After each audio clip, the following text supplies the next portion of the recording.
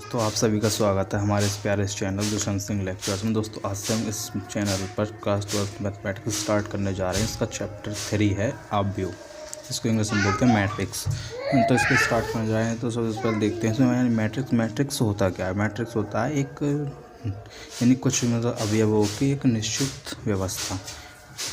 जैसे कि ये होता है मैट्रिक्स का सिंबल, ये मैट्रिक्स का सिंबल होता है। जैसे कि इसमें है कुछ एलिमेंट्स लेके हुए होंगे A11 A12 A21 A22 हमें दे रखा। जो इसमें है कि ये लेटी हुई होंगी, लेटी हुई इनको बोलेंगे पंक्ति यानी कि रो।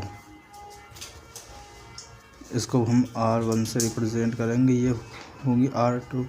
और जो ये खड़े होंगे इनको बोलेंगे हम स्तंभ।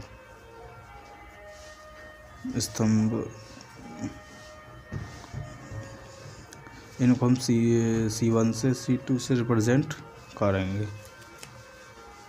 C1 C2 से रिप्रेजेंट करेंगे। है का इसमें क्या है कि हम यहाँ पे कुछ ऐसा लिखा होता है कि है का ये क्या होता है, ये होता है मैट्रिक्स का ऑर्डर फाइंड कैसे करेंगे। जैसे कि ऑर्डर ऑफ मैट्रिक्स,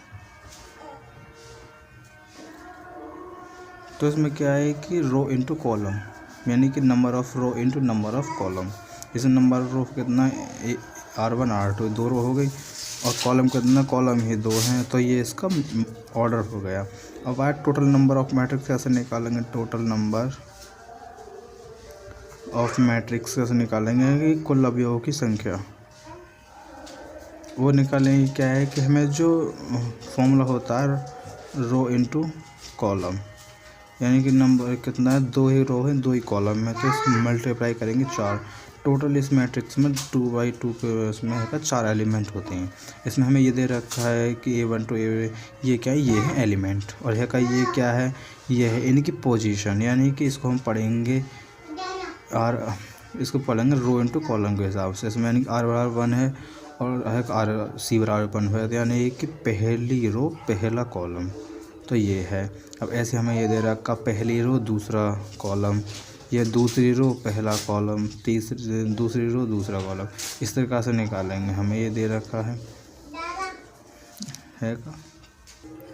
अब देखते हैं हम इसके टाइप यानी मैट्रिक्स के प्रकार कितने प्रकार होता है। तो सबसे पहले इसमें हमें मैट्रिक्स का प्रकार दिया है स्तंभावी यानी कॉलम मैट्रिक्स।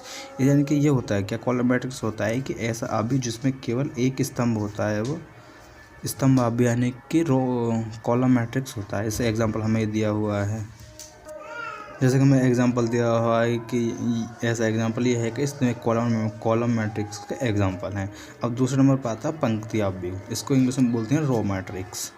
रो मैट्रिक्स यानी कि एक ऐसा आव्यूह जिसमें केवल एक पंक्ति होती है, जिसमें केवल एक पंक्ति होती है, वह पंक्ति आव्यूह कहलाता है। जैसे कि हमें एग्जांपल ये दिया हुआ है, इसी प्रकार से होगा। एग्जाम हमें दिया। अब तीसरे नंबर पे आता है, अब आया तीसरे नंबर पर आया स्क्वायर मैट्रिक्स, उसको बोलते हैं हिंदी में वर्ग आव्यूह। यानी कि ये होता है क्या, ये या कि ऐसा आव्यूह जिसमें पंक्ति की संख्या स्तंभों की संख्या के बराबर होती है, वो होता है वर्ग आव्यूह। जैसे कि हमें दे रखा है, इसमें है का दो ही रो हैं दो ही कॉलम है, इसी प्रकार से हमें दे रखा है। हम एक एग्जाम्पल बनाना चाहें और ही बना सकते हैं। जैसे कि हमें ये दे रखा है 1 2 3 4 5 0 2 1 3। इसमें भी ये भी एक स्क्वायर मैट्रिक्स, इसमें रो की संख्या कॉलम की संख्या के बराबर है, ये भी एक स्क्वायर मैट्रिक्स है। अब आया डायगोनल मैट्रिक्स, इसको बोलते हैं विकर्ण आव्यूह।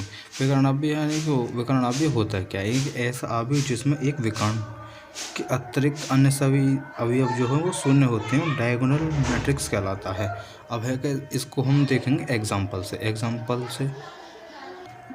ये है डायगोनल मैट्रिक्स का एग्जांपल। इसमें क्या है कि ऐसा आव्यूह जिसमें एक विकर्ण होता है, उसके अतिरिक्त जितने अवयव वो शून्य होंगे। जैसे कि हमें ये विकर्ण है, विकर्ण दे रखा है, इसके अतिरिक्त सभी अवयव शून्य हैं। ऐसे ही हम इसमें देखेंगे, इसमें ये अब विकर्ण है, इसके अतिरिक्त सभी अवयव शून्य हैं, ये यानी डायगोनल मैट्रिक्स होगा।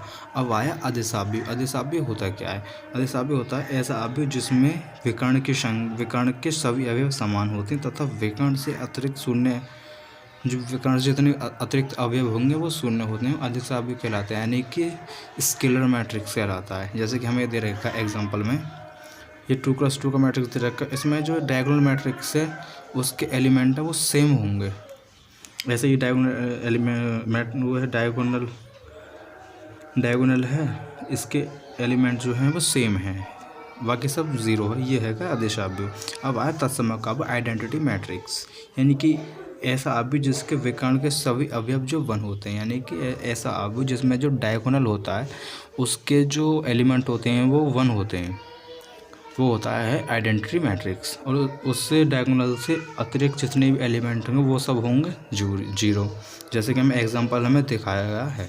अब आया जीरो मैट्रिक्स। जीरो मैट्रिक्स होता क्या, जीरो मैट्रिक्स देखेंगे, ऐसा अवयव जिसके सभी अवयव शून्य होते हैं वो जीरो मैट्रिक्स कहलाता है, जैसे कि हमने एग्जांपल ये देखे हुए हैं।